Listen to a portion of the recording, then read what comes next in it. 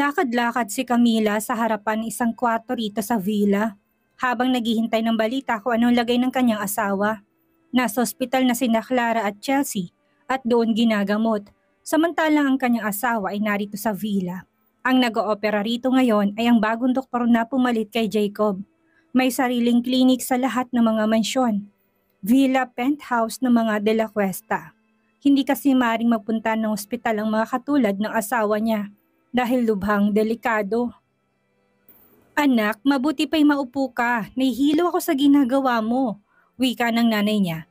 Huwag kang mag-alala dahil sa balikat lang naman ang tama ni Jovito. Para sa mga katulad niya ay daplis lamang ang ganong sugat. Umupo siya. Tama ka, Nay, pero hindi kasi maaalis ang pag-aalala sa dibdib ko. Kahit daplis lang para sa kanya ang sugat niya, para sa akin ay sugat pa rin yun. Saka natetetano ang sugat, Nay. Nakakaingos niyang sagot.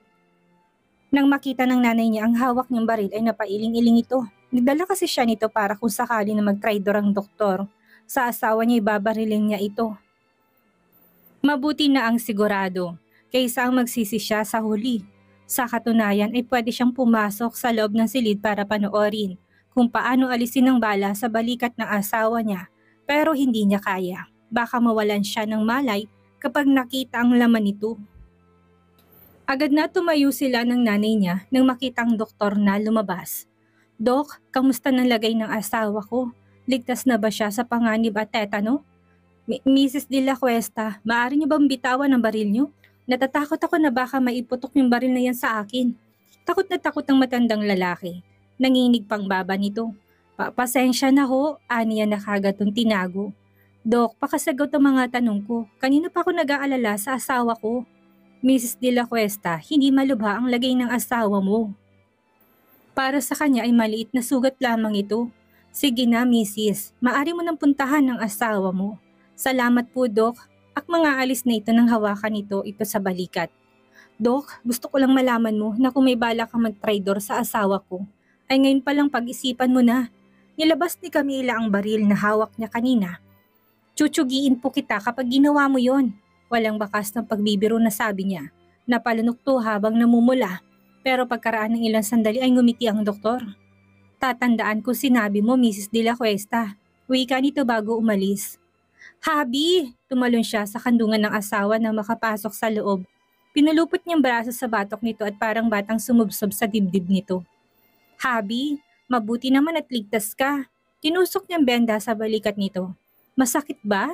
Hindi niya napigilan ng mapangiti dahil imbis na sumagot ay hinapit nito malit niyang bewang para yakapin siya ng mahigpit. Sumubsob ang mukha nito sa balikat niya na para bang gusto nitong manatili rito at magpahinga. I'm glad that you are safe, wife. Wala akong hangad kung hindi ang manatili kang ligtas sa bawat araw. Umalis ito sa pagkakasubsob sa kanyang leeg. Tumingin sa kanya na seryosong kulay itim nitong mga mata. Nang sumapo ang malaki nitong kamay sa kanyang mukha ay napapikit siya. Ang init ng kamay ni Jovito. Ang mainit na hatid ng palad dito sa kanya ay tila nagsasabing ligtas siya. Nagpaparamdam kung gaano siya kamahal. Pinatakan ito ng halik ang kanyang noo. Ako din, Habi. Masaya ako na ligtas ka. Sa susunod, huwag mo nga hayaang magkasugat ka. Huwag mo kong isipin. Kapag nanganganib ang buhay mo ay huwag kang magdalawang isip. May pagtanggol ang sarili mo. Hindi magiging masama ang tingin ko sa iyo, Habi. Maintindihan ko kung bakit mo yung nagawa. Ang mahalaga sa akin ay mabuhay ka. Ayoko mabiyuda ng maaga. Paano sila magkakaanak at mapapangalanan tong Axus kung mamamatay ito ng maaga, hindi ba? Napasimangot si Camila nang mapansin na nagpipigil to ng tawa. Ano nakakatawa? Kanda habang ngusun tanong niya. You're so cute, wife. Lalo na kapag nag-alala ka. Bulong nito sa tenga niya sa kamataman tumitig sa kanyang mukha. Namumulang pisngi na napanguso siya. Alam ko maganda ako dahil araw-araw mo naman akong sinasabi sa akin yan. Natigilan to na mapansin nagsimulang mamulang mata niya. Habi, wala na talaga si Lolo Axus. Hindi na natin siya makikita pa. Shh! Si Lolo ang nagdesisyon na tapusin ang paghihirap niya. Bumuntong hininga si Jovito. Hindi ko siya pinigilan pa dahil kung anong nasa kanyang posisyon ay ganun din ang gagawin ko. Ang magbayad sa kasalanang nagawa isang obligasyon na dapat mong gawin. Makasalanan din akong tao, wife, kaya hindi malabong gawin kong ginawa ng lolo ko. Sa oras na mangyari yon ay gusto kong igalang mong desisyong pinili ko. Hindi ako papayag, Happy. Napahikbi siya. Kaya nga nandito ako dahil magkasama tayong gagabayan ng isa't isa. Hindi ako papayag na mawala ka. Pinili mo ko. Pinili mong pagmamahal sa akin kaya naman araw-araw din kitang pipiliin. Makasalanan ka pero nagawa mong magbago. Sapat ng bagay na yun para mabuhay ka ng matagal. Kasama namin na magiging anak natin. Madamdamin niyang hayag. Siguro nga hindi mabuting tao ang kanyang asawa. Subalit pinili siya nito. Hindi katulad ni Lolo Axos na mas pinili ang negosyong iyon kaysa sa sariling asawa. Na nagresulta ng pagpapatiwakal nito, nabanggit ni Chelsea na hindi nito nasikmurang ganong gawain ng asawa kaya pinili nitong wakasan ng sariling buhay. Mahal na mahal kita, Habi. Aniya saka sumubsob sa dibdib nito. Mas mahal kita, wife. Nakasimangot siyang lumayo rito. Anong mas mahal mo ko? Mas mahal kaya kita. Ang cute mo talaga kapag ganyan ka. Namumula ang tengang wika ni Jovito habang pinipisil ang pisngi ng asawa habang nakatitig sa mukha nito. Kanina mo pa sinasabi na cute ako. Alam ko naman yon. Pinamulahan si Camila ng pisngi. Kapag tinitigan siya ng ganito ng asawa niya, kinikilig siya. Tumitig din siya sa gwapo nitong mukha. Magulong buhok nito. Wala din itong suot na t-shirt dahil inalis yun kanina bago nagsimulang operasyon. Tanging jeans lang ang suot nito at nakayapak pa. Napakasimple pero bakit napakalakas ng dating? Binisita ni Camila sina Chelsea at Clara sa hospital. Hindi niya pinayagan na sumama si Jovito pero mapilit ito. Hindi raw siya pwedeng umalis nang hindi ito kasama. Baka mapahamak na naman daw siya. Pagdating sa hospital ay naabutan niya sa kwarto si Clara. Bakas ang pagluluksa at lungkot sa mukha nito. Mukhang sinabi na lahat dito ni Clara ang lahat. Naintindihan niyang nararamdaman ito. Si Lolo Axos kasi ang dahilan kung bakit nakapuslit ang kapatid niya sa kanilang ama para makapag-aral. Ang matanda mismong nagtuturo rito at nagsilbi nitong guro. Umupo siya sa tabi nito, tinapik ito sa balikat. Pareho silang malungkot para sa sinapit ng matandang naging malapit sa buhay nila. Pero katulad nga ng sinabi ng asawa niya, ay parang obligasyon ang pagbabayad ng kasalanan. At iyon ang ginawa ni Lolo Axos. Parang bata na umiiyak si Jason, maya-may narinig na rin nilang umiiyak si Clara. Naikwento ng asawa niya na malapit talaga ito sa magkapatid kaya talagang masakit din para sa mga ito ang nangyari. Napangiwi siya nang mapansin ng benda sa ulo ni Clara. Kung noon ay palagi ito nakangiti sa asawa niya, ngayon ay napakasama ng tingin ito. Si Jovito kasi ang dahilan kung bakit may malaki itong sugat sa ulo. Napanganga siya nang bumukas ang pinto at pumasok si Chelsea. Kung maglakad ito'y parang walang sugat. Aba tama nga ang asawa niya. Mas malakas pa ito sa kalabaw. Pagkalipas ng 1 linggo ay magkakasabay silang nagtungo sa mansyon na tinupok na ng apoy. Umusal sila nila Chelsea at Clara ng maikling panalangin para kay Lolo Axos at para na rin kay Juan. Nang malaman ni Clara ang tunay na dahilan ni Juan ay iyak ito ng iyak. Talagang gusto nito si Juan. Isa pala ito sa dahilan kung bakit madalas na nasa mansyon ng dalaga nung 15 pa lang ito. Matagal na nitong mahalang binata. Habi, mauna ka na pauwi. Gusto ko manatili dito. Huwag ka na muna mag-alala dahil kasama ko naman sila Luni at ang mga pinsan mo. Kumunot ang noo nito. No, we are going home. Sige na please. Pinagkiskis niya ang palad at pilit na pinapulang mata para kunwari maiiyak na siya. Hindi siya pwedeng umuwi dahil may mission pa sila. Tama, isang misyon. At napakahalaga nito. Kuya, pagbigyan mo na kami. Gusto pa namin magtagal dito para kay Lolo. Pumatak ang pawi sa noon ni Clara. Itong kauna-unahang nagsinungaling ito sa pinsan. Siya nga naman kuya, segunda ni Chelsea. Pagbigyan mo na kami, ngayon lang naman. Agad na magsumingit si Jason para makapagsikat kay Clara. Kuya Z, ako nang bahalang magbantay sa ate kaya wala kang dapat na ipag-alala.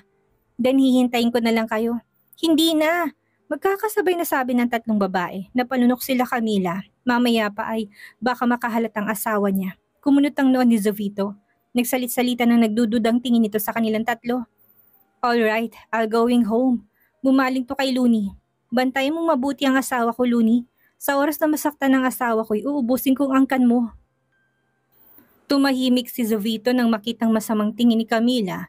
I mean, wag mo hayaang na may mangyaring masama sa kanya. Yes, Mr. Z. Ani Luni na napapalunok. Nang umandar ng sasakyan ni Jovito paalis sa kalang nakahinga ng maluwag Ang tatlong babae. Salamat guys ha. Anong salamat? Sigmat kagad ni Clara. Dahil sa'yo, nagawa ko magsinungaling kay kuya. All of things, bakit ang singsing pa na binigay ni kuya ang winala mo? Mangiyak-ngiyak siya. Tama, nawawala niyang singsing na binigay ni Jovito nang magpropose to sa kanya.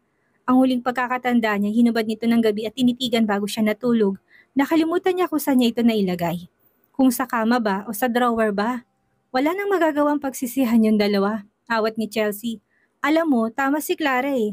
Sa dami-dami na pwedeng mawala, bakit ang singsing pa ni binigay ni kuya sa'yo? Huwag daw magsisihan, pero naninisi nito ngayon. Ano? Nawala mo ating binigay na singsing sa'yo ni Kuya Z? Maging si Jason ay nabigla. Ate naman, baka hindi ka napakasalan ulit ng asawa mo niyan kapag nalaman niyang nawawala mong singsing yung dalawa. Napalabi si Camila. Kaya nga nandito kayo ngayon para tulungan ako. Nilingon niya si Looney. Ikaw din ha, tulungan mo kami. Masusunod Mrs. De La Cuesta. Nakayukod pa nitong sabi. Sa menyasto't nagutos, masusin yung hanapin ang singsing ni Mrs. De La Cuesta. Huwag kayong titigil hanggat hindi nahahanap ang singsing. Pinakita pa ng singsing sa mga ni Looney ang itsura nito gamit ang tablet na palaging dala. Oh my gosh! Maarting tili ni Clara ng akbayan ito ni Jason. Kadiri ka, lumayo ka nga sa akin. Payatot. Anong payatot? May muscles naman ako ah. Ani ng binata sabay pakita ng braso. Na hindi naman kalakihan ng muscle. Nakita mo, may muscle ako. Aray shit! Daing ng binatang makatikim ng malakas na bato kay Chelsea. Tigilan mo kapatid ko. Ang bata pa niyan para landiin mo. Lumayo-layo ka kung ayaw mo itong palang nang tatama sa'yo. Napangiti si Camila nang maalalang ganitong-ganito siya noon kay Jason. Huwag kang mag-alala dahil pananagutan ko naman yung si Clara balang araw. Mabilis na tumakbo ito nang hahampasin na sana ito ni Chelsea sa ulo. Mangiyak-ngiyak na naman siya nang maalala ang singsing. Kailangan nilang mahanap ito bago pa makahalata ang asawa niya na hindi niya ito suot. Sabik na sabik pa naman siyang may kasal ulit sila. Sana'y mahanap na niya ang singsing. Nagkatingin na naman sina Chelsea at Clara na mapansin na sobrang lungkot ng ekspresyon ni Camila. Kailangan talaga nating mahanap ang singsing bago pa mabaliw si Camila. Iiling-iling na pakli ni Chelsea. Dapat lang na mahanap natin yun no? Mahinang bumulong si Clara sa kapatid. Siguradong kapag nalaman niyang presyo ng singsing na yun, baka tuluyan na siyang mabaliw. Narinig ko yon. Nagtaas baba ang dalawang kilay ni Jason kay Clara. Baliw ka pala sa akin. Nalukot ang mukha ni Clara sa sobrang gigil. My gosh! Saan kumukuha nakakapalan ng mukhang lalaking yan? 3 araw na sila nagpapabalik-balik pero hanggang ngayon, hindi pa rin nila matagpuan ng singsing. Wala na siyang may dadahilan sa kanyang asawa para magtungo sa natupok na lugar. Ano kaya kung humanap tayo ng kapareho ng singsing habang hindi pa natin ito nahanap? Suhestyon ni Chelsea. Ano sa palagay mo? Tama si ate, pansamantala mo lang naman gagamitin habang hindi pa natin nahahanap ang singsing mo. Segunda naman ni Clara. Sandali siyang natigilan sa sinabi ng dalawa. Hindi ba parang sobra kung gagawin ko yan? Hindi lang ako magsisinungaling sa kanya. Lolokohin ko pa siya. Nakukonsensya talaga si Camila kung naging maingat lang sana siya. Hindi ito mawawala. Tama ka. Kailangan mo talagang lokohin na muna si kuya habang hindi pa natin nakikita ang singsing. Wala ka namang choice kung hindang gawin yun. So tingin mo ba hindi siya magagalit sa oras na malaman niyang nawala mo yon? Alam mo ba na isa rin sa family heirloom ang singsing na yun? At noon pa man napakamahal na nito. Sa tingin ko iaabutin ng $5 billion ang halaga nito ngayon. Ano? Muntik na siyang mabulunan sa narinig. Mabilis na nilapag niyang hawak na ice cream at halos mapanganga habang nakatingin kay Chelsea. Natutup ng dalaga ang bibig. Shit, ang daldal ko talaga. Napangiwing usal nito, nanghihinang napasandal siya sa pinto. Guys, tama kayo. Kailangan ko na muna sigurong humanap ng replika. Lumilitaw na sa balintataw ni Camila ang galit na si Jovito dahil sa pagkawala ng singsing na binigay nito sa kanya. Family heirloom? $5 billion? Ngayon palang ipinanganagutan na siya ng tuhod. Ang tanong, makikita kaya tayong replika? Singit ni Jason sa usapan nila na kararating lang. Ngiting-ngiti na tumabito kay Clara na ngayon hindi na mapintang mukha. Lumayo ka nga sa akin, payatot ka. Angil ng dalaga. Ouch, grabe ka naman sa akin, my baby loves. Umaktong nakahawak to sa dibdib. Payat man ng konti sa ngayon, balang araw maglalaway ka rin. Ouch naman! Mabilis na tumayo ito't lumayo kay Clara nang batuhin ni Chelsea ng kutsara sa noo. Ang brutal mong babae ka. Hindi ka dapat ganyan sa future bayaw mo. Bumalik si Jason sa kanya. Ate, family heirloom yon, kaya malabong makakita kayo ng replika. Pero kung magpapagawa kayo, pwede pa. Clara, Chelsea, hindi ako pwedeng lumabas dahil may higpit na bili ni Jovitong hindi ako pwedeng umalis na hindi siya kasama. Kung sasama ako sa inyo, ay baka sumama din siya. Paano sila makakapagpagawa ng singsing kapag nangyari yun? May idea naman siguro kayo kung ano itsura ng singsing na yon, hindi ba? Aniya, parehong umiling ang dalawa. Siyempre wala, ang mga panganinanak lang naman na may karapatang magtago noon. Ni minsan nga hindi pa namin yung nahawakan ng daddy namin. May idea lang kami sa singsing na yon dahil madalas nitong kinuwento sa amin ng mga bata pa kami. Ani Chelsea. I-drawing mo na lang at saka mo ibigay sa amin ang design. Ani naman ni Clara. Tumangutango siya. Sige. Kanina pa siya nagtataka kung bakit ang sama ng tingin sa kanya ni Chelsea at Clara. Habang si Jason naman ay nakatalikod sa kanya habang umaalog ang balikat. Teka, umiiyak bang kapatid niya? Pinagtitripan mo ba kami? Tanong ni Chelsea. Ha? Naguguluhan siya. Kinuha nitong bond paper na pinaguhitan niya ng larawan ng singsing. Look at this! Tinaas nitong papel at pinakita sa kanya. Mukha ba tong drawing sa'yo? Tinitigan niyang drawing niya. Oo, obra ko yan. Na-imagine na ito ang singsing na binigay sa kanya ng asawa niya. Mukha naman tong butiti eh, maktol ni Clara. Ang pangit! Halos umusok ang ilong niya sa inis ng makitang pagharap ni Jason ay maluha-luha pato sa pagpipigil ng tawa. Hinablot niyang bond paper at naluluhang tumayo. Obra ko yan. Hindi niyo naman kailangan laitin ang gawa ko. Pinaghirapan kong iguhit to. 4 na oras nang pinaghirapang i-drawing ito tapos lalaitin lang ng mga to. Camila, tawag ni Chelsea sa kanya nang iwan niya ang mga ito. Mangiyak-ngiyak na pumunta siya sa library office ng asawa niya. Bago pumasok ay inayos niya muna ang buhok at mukha. Hindi nito pwedeng mahalata na malungkot siya. Habi, malambing niyang tawag. Umupo si Camila sa katabing upuan nito. Napangiti siya ng bitawan nitong mga papeles na hawak. Hinila din itong kinaupuan niya para lalong mapalapit dito. I've been waiting for you to come. 5 oras kang hindi nagpakita sa akin. Mukhang sobrang busy ng mga pinsan ko. Hinalikan siya nito ni Jovito sa noo. Ilong hanggang sa bumabato sa kanyang labi. Baka mga lalaking pinag-usapan niyo ha. Mahina niya itong hinampas sa balikat. Umiral na naman ang pagiging tamang hinala mo. Masisisi mo ba ako? Narinig ko kayo nung isang araw na may pinag-usapan kayong lalaki. Wala akong paki kung artista yun. Nalukot ang mukha nito. Lalaki pa rin siya. Ako lang ang gusto kong nasa isip mo't wala nang iba. Napangiwi siya. Nadala kasi silang tatlo nila Clara at Chelsea habang pinag-usapan ang isang gwapong aktor. Hindi mo kailangang magselos doon kasi mas gwapo ka doon, Habi. Pagsasabi niya ng totoo. Saka ikaw lang kayang Habi ko, malamang ikaw pinakagwapo sa paningin ko. Mayabang nang umitito. Well, dahil sinabi mo, sino ba naman ako para hindi maniwala? When it comes to your mouth, it's true then. Naalala niyang hawak na bond paper, nakangiti pinakita niya sa asawang obra niya. Anong masasabi mo dito, Habi? Proud na tanong niya. Kinuha nito sa kamay niya ang naturang papel at tinignan to ng maigi. Is this a kind of balloon or sperm cells? Nakahawak sa babang tanong nito. Halos mamula ang mukha niya sa galit. Hinablot niya sa kamay nitong bond paper. Akin na nga yan? Nagdadabog na tumayo si Camila. Mga walang passion pagdating sa art? Nakakainis. Balloon? Sperm cells? Nagpapadyak si Camila sa inis habang nagpapahid ng luha. Ang sabi noon ng nanay niya ay magandang drawing niya kaya naman naniniwala siya sa galing niya sa pagguhit. Tinignan ni Camila ang drawing niya. Ilang beses siyang napakurap habang tinititigan to ng maayos.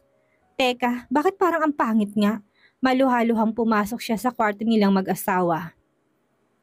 Narito sila ngayon nakatira sa isang villa. Hindi pa sila babalik ng isla hanggat hindi pa sila naikakasal. Kaya talagang kailangan niyang mahanap ang singsing bago pa makahalat ang asawa niyang nawawala ito. Paano kaya siya makakapagpagawa ng replika kung hindi niya ito maiguguhit ng maayos? Wife, yumakap si Jovito sa bewang niya. I'm sorry, okay? Hindi ko naman alam na drawing mo yun. For me, it's unique. Sinundan siya nito nang mapansin na masama ang loob niya. Tinignan niya ito ng masama.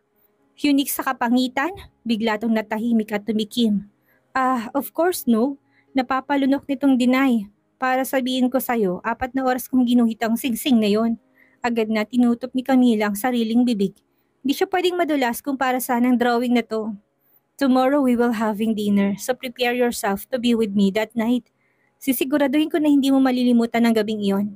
May kakaibang ngiti sa labing wika nito. Hinawakan nitong kamay niya, na agad naman niyang hinila sa takot na mapansin nito na hindi niya suot ang singsing niya. Napahagikik ng paghahalikan nito ang kanyang leeg. Hanggang bandang itaas ng dibdib, wala talaga itong kapaguran pagdating sa pagroromansa sa kanya. Mabuti pa'y alisin niya na muna si isip niyang tungkol sa singsing. Magromansahan na muna silang mag-asawa. Hindi pa rin maipinta ang mukha ni Chelsea habang nakatingin sa singsing na iginuhit niya. Ito na ang pinakamagandang version na ginawa niya. Nahihiyang napakamot siya sa ulo. Pasensya na, okay? Ito na talagang pinakamaganda kong drawing. Sinubukan ko ng pagandahin pa pero hindi ko talaga kaya. Aminado na si Camila na hindi talaga maganda ang obra niya. Yun ay kung obra nga ba itong matatawag. Bakit hindi mo ipadrawing kay kuya? Nasisiraan ka na ba? Sikman niya kay Clara. Baka mamaya tulunan niya na mapansin na wawalang singsing. Naalala niya na meron nga pala silang lakad mamayang gabi. May dinner date sila. Hinawakan ni Camila ang kwintas na suot niya. Mabuti hindi to kasama sa inaiwala niya. Kung nagkataon talagang nakakapanlumot talaga.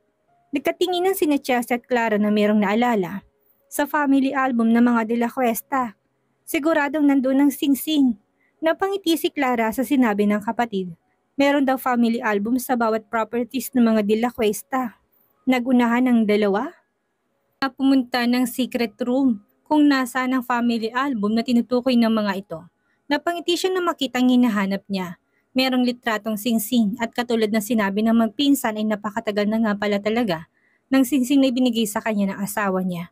Sa isang album ay puro litrato ng mga kababaihan na nakalagay. Puro sila may suot na singsing.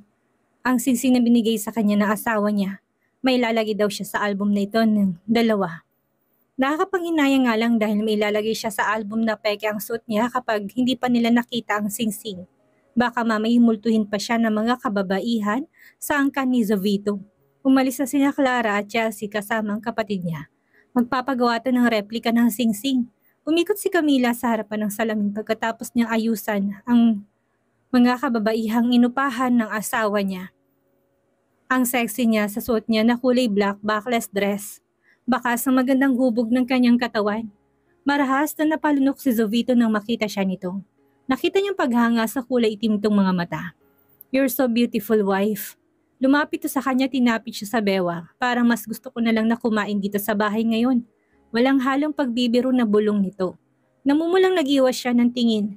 Tigilan mo nga ako, Habi. Nakailan ka na kagabi tapos ngayon gusto mo pang umisa. Suntok, gusto mo? Basta suntok na may pagmamahal. Why not? Biro nitong kinairap niya. Para siyang reyna dahil talagang hindi binitawan ni Jovito ang kanyang kamay. Inalalayan siya nito hanggang sa makasakay sila ng kotse. Pagdating nila sa restaurant kung saan sila kakain ay kaagad na sinalubong sila ng mismong may-ari nito bilang pagbibigay galang sa kanyang asawa. Maganda gabi, Mrs. De La Cuesta. Masiglang bati na may-ari ng lalaki. Giniya silang mag-asawa na lalaki sa likuran ng restaurant kung saan tanaw nila ang refleksyon ng liwanag ng buwan sa tubig na nasa fish pond. Maganda ang view na naturang lugar, kaya nakapagtataka na walang ibang kumakain ngayon dito bukod sa kanila. Nang matapos silang kumain ay hinagka ni Jovito ang kamay niya. I just wanted you to know if you regret being my wife. Pinato niyang kamay sa kamay nito. Hindi, Habi. Sa katunayan ay napakasaya ko dahil tinanggap mo ako. Hindi madaling mahalin ng anak ng taong hinarang itong daliri sa kanyang labi. Bigla na lamang may lumapit sa kanilang kalalakihan. Lahat ay meron dalang music instrument. Nang magsimula ang mga ito na tumugtog ay hinila ni Jovito ang kamay niya para dalihin siya sa gilid ng punch.